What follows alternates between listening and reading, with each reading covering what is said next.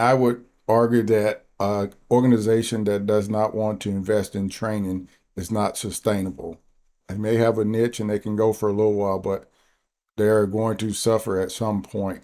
And by training an individual, it not only makes the individual better for the organization, it makes them better for their personally for their family and the community and everything. So it's a win-win. The value is there, more far outweighs the cost. Good morning, HR. I'm Mike Coffey, president of Imperative, bulletproof background checks with fast and friendly service. And this is the podcast where I talk to business leaders about bringing people together to create value for shareholders, customers, and the community. Please follow, rate, and review Good Morning HR wherever you get your podcast. You can also find us on Facebook, Instagram, YouTube, or at goodmorninghr.com.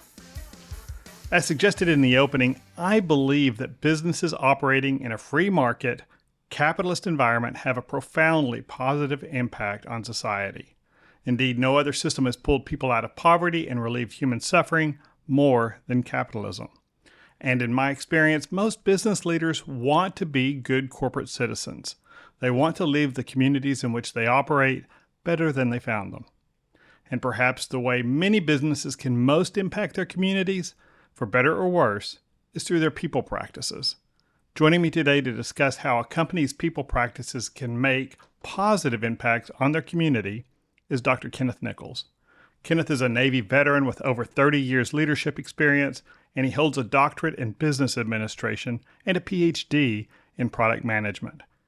He is the founder of Nichols Leadership, a coaching and training practice deeply committed to unlocking the potential of individuals and organizations.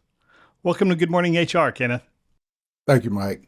Thank you for those kind words as well. Happy to be here. So we've known each other for a while. We work on the talent committee with the Fort Worth Chamber together, and you're really tuned into what's going on in the business world with regard to leadership. We've talked a lot about emotional intelligence and those things. But when we're talking about being a good corporate citizen, giving back to the community, those things almost sound trite because they get said so often. And a lot of those folks who are really just skeptical of business as a force for good kind of roll their eyes when they hear it. But when you're talking about a business's responsibility to the community and a business doing good in the community, what does that look like to you? Well, to start out the sustainability, you're going to be looking at the people, planet, and profit. And obviously, the organization is there to make money. But you want to leave that community, or I shouldn't say leave, you want to improve the community as the organization improves itself.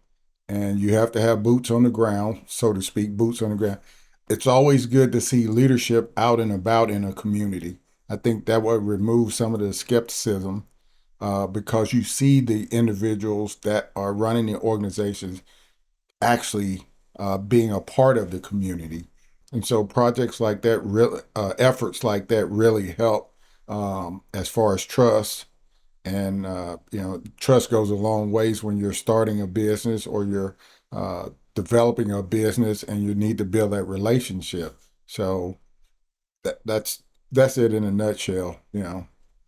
Yeah, I think a lot of what you see, banks are a great example. There are very few large community events, whether it's Chamber of Commerce or things that some bank doesn't have. They're not underwriting it. They don't have their logo someplace, and maybe that's a little bit of branding for them too. But at the same time, I think banks more than most other industries really realize why they need a healthy community. They need a healthy economy for the bank to thrive. They need the businesses and the individuals who live in that community to thrive. And there's they seem to get it, and other businesses do too. And sometimes it's just throw my logo up there, but they're beyond just paying for events and helping sponsor those kind of things.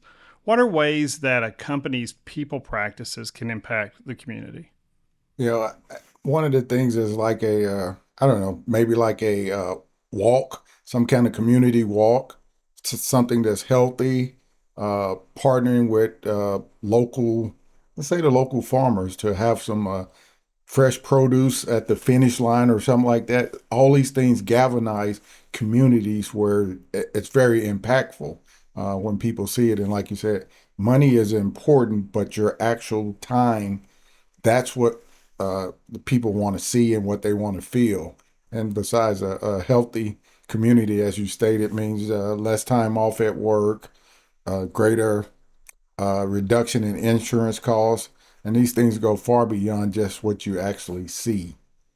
And we all want to live in communities, right, that are thriving. And I don't know anyone who owns a business, who's an HR leader or anything like that, who doesn't want to see their employees succeed personally, but also like see their kids, you know, thrive and be successful and move on, to achieve educations and maybe jobs that their parents could have only dreamed of.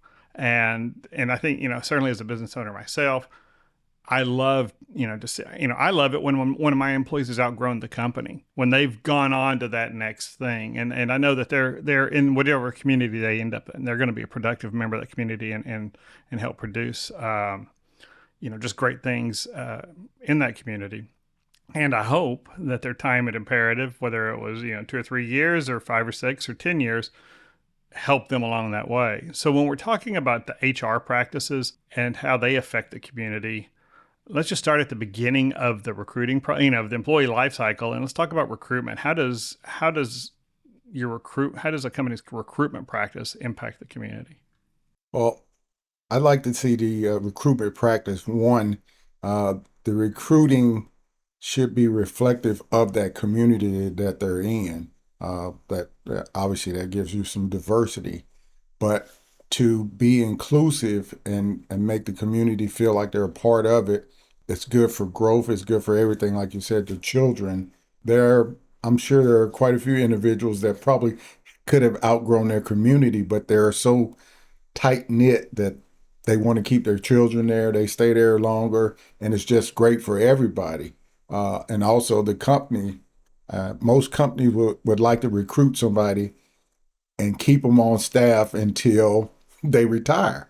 That's good Oh, wouldn't we corporate all love knowledge. that? Yeah. Yeah, yeah. It's not always, it's not going to happen, but it could happen, and that's what striving towards because of the cause, training, and you really get to know the individuals that are in the organization. The organization knows the community, and it's just a beautiful cycle when things like that happen. And also the recruiting having recruiting events at sometimes they're at the corporate headquarters or wherever the location is, but there's nothing wrong with probably having it at the local YMCA or something like that that allows people to feel comfortable and come in and even apply for the jobs. Um, also, some kind of training programs could be put in place that at the sometimes at the library, whatever it could be, that would enhance those individuals' chances of getting jobs with that organization. Well, especially, yeah. And I think a lot of employers are recognizing, yeah, I can get the talent I need out of town and I can maybe convince them to move to our community. And a certain amount of that's healthy for the community to have Right. some, new blood and diversity and all that. But that's got an expense to it, because you're relocating an employee, you're taking a gamble on making all that investment in someone to bring into the organization who has those skills, versus looking at your current workforce or your current community and saying, here's a need here, and if we invest here to develop the skill set we need, whether it's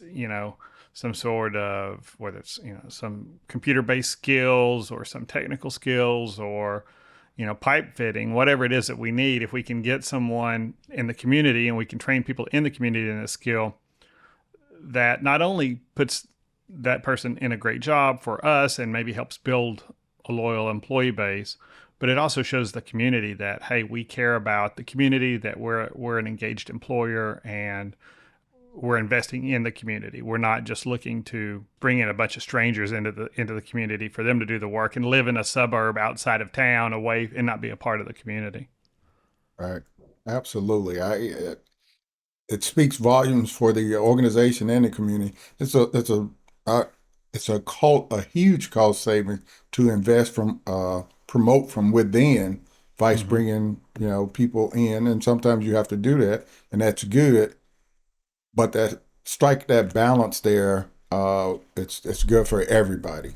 Uh, Not only for the and like I said, it also shows the community that the company is good for them, and they can promote, they can get training, they can do everything, almost like one-stop shopping, which galvanizes the trust in that relationship.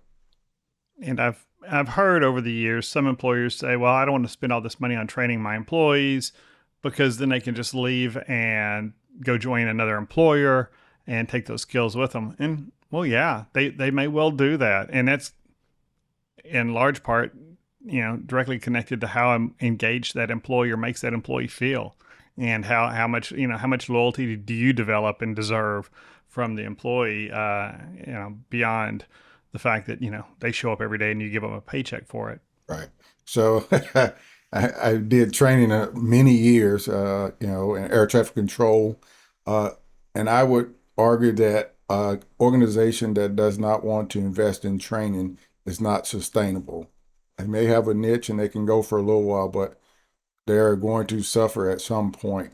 And by training an individual, it not only makes the individual better for the organization, it makes them better for the personally for their family and the community and everything. So it's a win-win.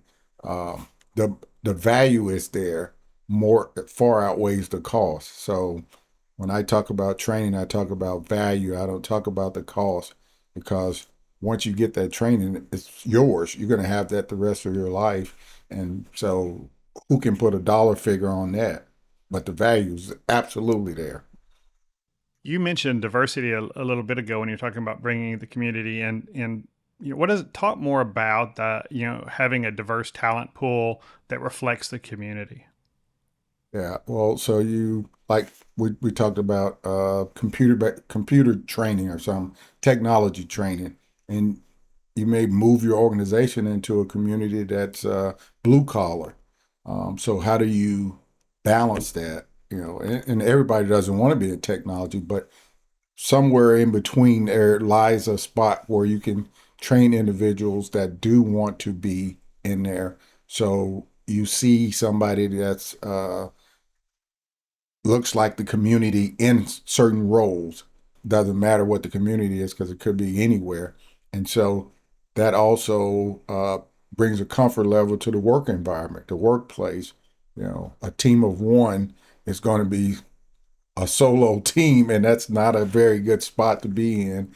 Um, some people may like to work solo, but that's not good for the overall business. So when we look at things like that, you want to figure out how you can balance the workforce, the workplace, so where it looks like it's legitimately okay to be in that community. And I think that's one thing that I know I've heard people say about some companies. They don't want people like me because I drive by there in the morning at 9 o'clock when everybody's walking in the door. None of them look like me, or none of those guys are local or whatever, and so they don't want me. And then I can say, well, so have you applied? And they'll say, well, no, because I don't have that feeling that they even that they even want me. So, an a or they've just got the idea that, oh, I can't do that job. I can't work there. I'm not, I don't have the background or the education or whatever, without even investigating what's really involved there. So I think it makes it easier for the employer to hire and to fill positions if they're communicating openly out to the community that, hey, this is a place that you could work. And maybe you start where your skill level is and it's not that dream job you've got, but if you'll invest the time and effort, and we'll invest the time and effort in you, that will get you to that kind of role that you want. I agree wholeheartedly. So that's one of the things about community outreach, where the community actually feels comfortable with leadership, sitting down with them, and they've seen, the CEO or the vice president, what have you, even the frontline managers, because that communication, a lot of information gets shared, and that brings that fear down or that barrier, whatever it may be perceived as a negative mindset. And so then you start making progress. But we have to, like I said, put boots on the ground and get out in those communities and sponsor events that you wouldn't ordinarily do, or maybe new, may not. One of the things we did in the military was probably once a quarter or something, we'd have some kind of community event, whether it's hot dogs, hamburger, but it just brought people together. And then people started building relationships, and then everything from there snowballs into something that's really, really good for the community. I think one of the things that's really true is people are telling a story about your company. And if you're not actively connecting with them, that may not be a good story that they're telling themselves about your company. And so, in the absence of something positive, we often go negative, right? And so, I think that's, the things like that, just simple community outreach things could make a real positive difference in how that organization is trusted in the community and how they're just generally perceived. I think another thing that we do when people think, okay, they don't want people like me, or they don't want, or I'm not deserving to be there. I don't have the skills or whatever. How we word our job descriptions and our job postings, especially, and how when we have we need a skill set, we need a position to be filled. How we communicate that out to the public makes a big difference in the kind of language we use. Do you have any thoughts around that? Yeah, absolutely. That's true. And I'm smiling because I did 30 years in the Navy and I did a lot of things. But when I retired, like, well, they don't understand the same lingo. And I'm looking at a job posting and I'm looking at this and I'm like, hey, I did that for, 15 years. But the words and the language used don't match up. So we got to figure that piece out. And I know it's a lot of analytics and some computer stuff that can read resumes, but sometimes somebody needs to sit in a chair and actually look. Hey, take a look at this man or woman's resume and see if if it matches, and let's have a conversation with them. So we don't lose a great talent because the analytics didn't pick it up, because that's very true. And let's take a quick break. Good Morning HR is brought to you by Imperative, bulletproof background checks with fast and friendly service. For many employers, any review of a candidate's social media profile is taboo. That is a privacy line they simply are unwilling to cross. But within the confines of Title VII and other anti-discrimination laws, a candidate's off-duty conduct, including how they conduct themselves on social media, may be relevant. For example, if the employee engages in illegal or negligent conduct on the job that might have been predictable and therefore preventable had the employer simply reviewed the publicly available information about them on the internet, the plaintiff's lawyers will certainly be using that information in a negligent hiring suit. So for some positions, threatening, coercive, or bigoted online behavior may be a legitimate concern. In other instances, references to personal drug or criminal behavior may be relevant. Imperative helps clients conduct necessary online due diligence while building guardrails around the process to ensure that irrelevant or potentially discriminatory information isn't provided to decision makers. You can learn more about the many ways Imperative helps our clients make well-informed decisions about the people they involve in their business at imperativeinfo.com. If you're an HRCI or SHRM certified professional, this episode of Good Morning HR has been pre-approved for 1/2 hour of recertification credit. To obtain the recertification information, visit goodmorninghr.com and click on Research Credits. Then select episode 152 and enter the keyword Community. That's COMMUNITY. And if you're looking for even more recertification credit, check out the webinars page at imperativeinfo.com. And now back to my conversation with Dr. Kenneth Nichols. I've got a presentation I do at conferences around mitigating bias in the employee selection process, and a big part of it is thinking about, correlation isn't always causation, and so sometimes we I always talk about the engineering firm that only hires engineers from Texas A&M. Because they've had past success in that, and they've had successful engineers in the past. We assume that that's going to be the path to replicating that success in the future. Where, in fact, if you could hire engineers from the University of Texas at Austin, and get smarter, better looking engineers from UT Austin. And so that's and I'm that's a gig because our producer Rob, who's sitting on this call with us, is an Aggie, and I just did finish paying off a UT degree for one of my kids. So, but I think we sometimes assume that what we've done in the past is what caused the success, and not a lot of times, if we write those job descriptions just to get more of what we've had in the past, we may be missing real opportunities to expand and diversify our talent pool. I agree. I was thinking about that earlier, and I'm glad you brought that up about the not just the community, but the colleges around the community and surrounding, and the leadership in these organizations putting out a list. I don't know, whatever, and look at all the surrounding colleges. So you got to be able to pull talent from all of them to make it a greater mix, a more successful, sustainable future. Because if you did hire all from A&M, you would end up very biased for one, and it would be skewed to one side.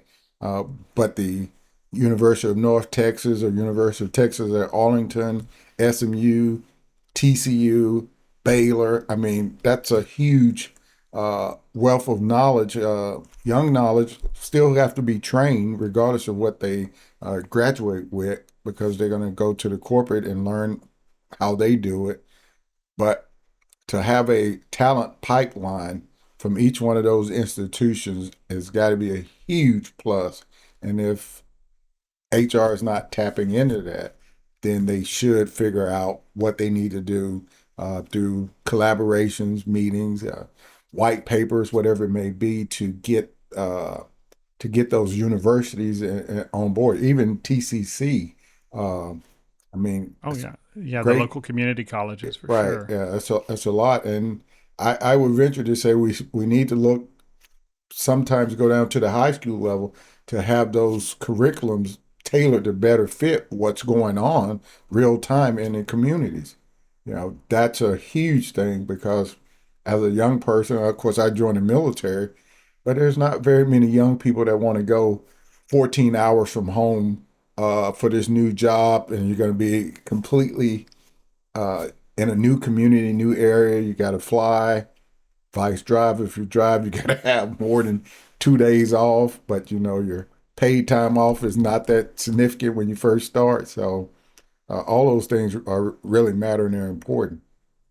And one thing the military does, I think, better than the private sector has traditionally done is develop competencies. I mean, there are precious few recruits into the military branches who have the competencies to just do basic things, that every member of the military has to be able to do, to fire a weapon, to clean a weapon, to do the basic things.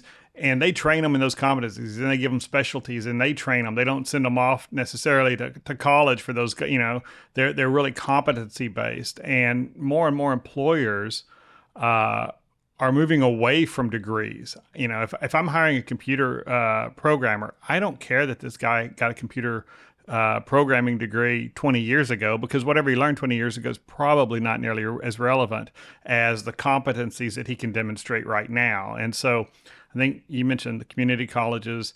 I think we're going to see a lot more employers begin to focus on less on 4-year degrees for a lot of positions and more on competencies, maybe, recent certifications or other ways that that applicants can demonstrate they've got those competencies. And I would guess that is only going to open up their applicant pool much wider.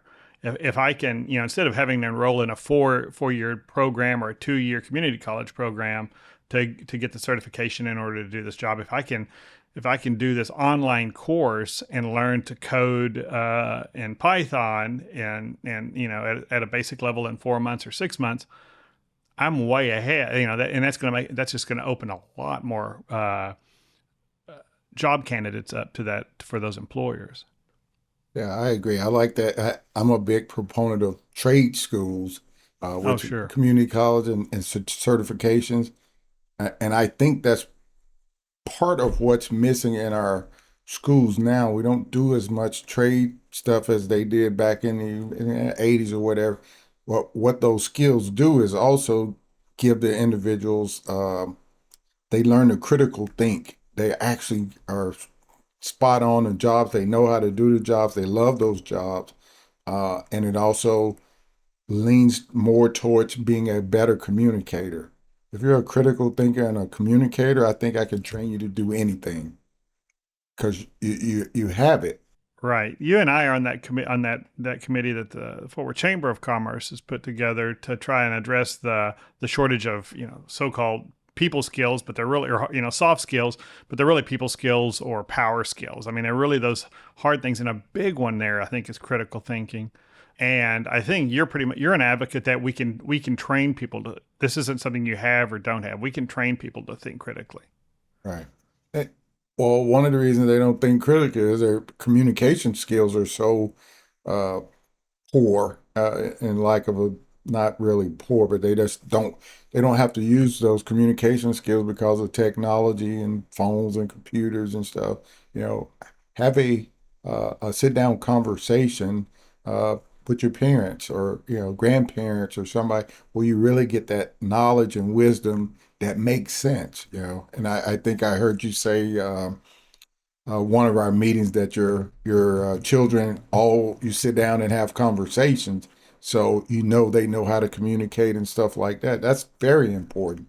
I was talking to a group last week, on Monday, about the same thing. The younger people lose out on a lot of knowledge, family knowledge, corporate knowledge, by not having those conversations with their grandparents and their uncles and aunts, like we did. Of course, we didn't have all this technology, so some of those conversations are funny, hilarious, and some of them are not so funny, but you get knowledge from it. You learn things from it that otherwise you wouldn't get, like mentorship from grandpa.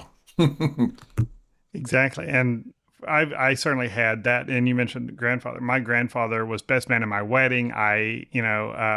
He passed away a couple of years ago, but he had a giant impact on how I see the world and think about things. And if I've got any success in my life, he's got his fingerprints on it.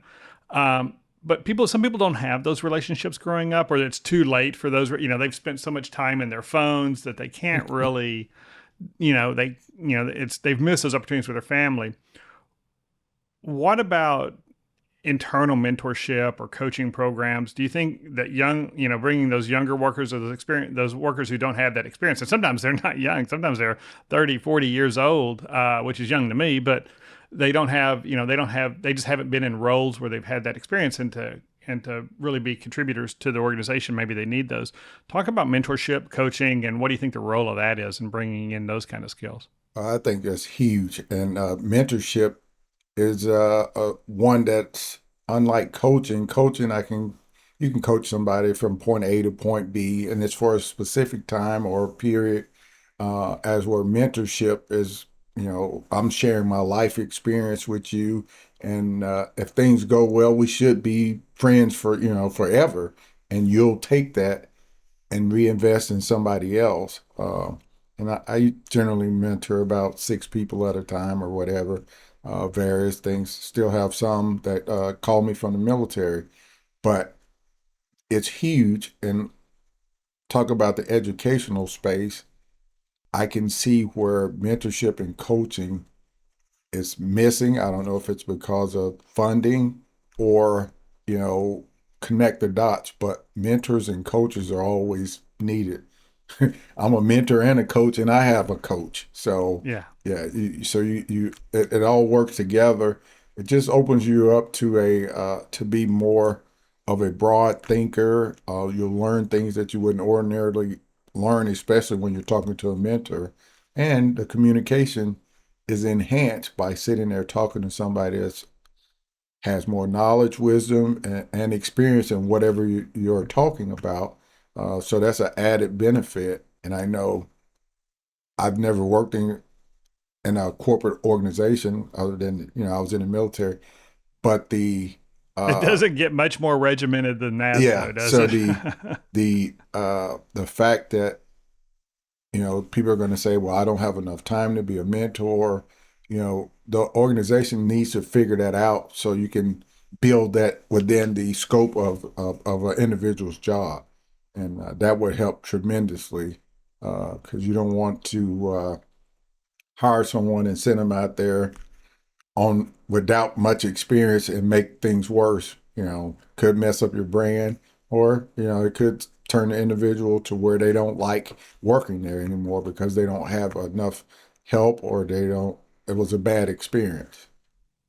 And that's, when we're talking about impacting the community, making that investment in somebody to set them up with a mentor, that's going to make a giant impact on how your company is perceived in that person's circle. They look over and they say, old Johnny was a knucklehead, and they hired him, and I've watched him grow in this role, and he's got this mentor who's made a difference in his life, and that's all because he took this job at this company. They're going to remember that company in a positive way. Just like when people of your generation or my generation hear Tylenol, the first thing we think is the tampering scandal in '85 and how well Johnson and Johnson handled that crisis. But we'll always remember, whenever we hear about tampering pills or anything like that, we're going to think of Tylenol. And I think it's the same way goes for, and I'm sure Johnson and Johnson wants me to quit using that example, but I'm sure the reality is that in the community, whatever community you're in, the people around know who's benefited from those kind of programs, and they're going to think more highly of you. And you are, and it sounds real self-serving for the employer to say that, right? I want people to like our company. I want people to buy from us. I want them to support us. But at the same time, it's also giving back into the community. So it's not just a one-sided transaction. Absolutely. And I like the analogy you used with little Johnny, because my experience has been, once I mentored little Johnny, he takes it upon himself to start mentoring other people. And if it's done properly, the person that he mentors will mentor someone else. And so you have that force multiplier effect, and everybody is benefited from it. Everybody's happy about it. And it's just, it's a game changer, like you said. It's really a game changer. Well, we are right up on our half hour. Any last thoughts about how a company can uh, meet its responsibility and build, support in their community? Just come out, boots on the ground, up front, open conversations, share information with not only with the staff and the employees, but with the community as well. That goes a long ways of building that trust and that relationship. And when that happens, good things happen. And we just scratched the surface of just really the recruiting and the just general onboarding of an employee. So much more to talk about in the employee life cycle. So with your permission, I want to try to get you back on here, Kenneth, and we can finish that employee life cycle conversation. Okay, sounds good. I'm all about talent management as well. So perfect. Well, thank you again for joining me, Kenneth. thank you for having me, Mike. And thank you for listening. You can comment on this episode or search our previous episodes at goodmorninghr.com or on Facebook, Instagram, or YouTube. And don't forget to follow us wherever you get your podcast. Rob Upchurch is our technical producer, and you can reach him at robmakespods.com. And thank you to Imperative's marketing coordinator, Marianne Hernandez, who keeps the trains running on time. And I'm Mike Coffey. As always, don't hesitate to reach out if I can be of service to you personally or professionally. I'll see you next week, and until then, be well, do good, and keep your chin up.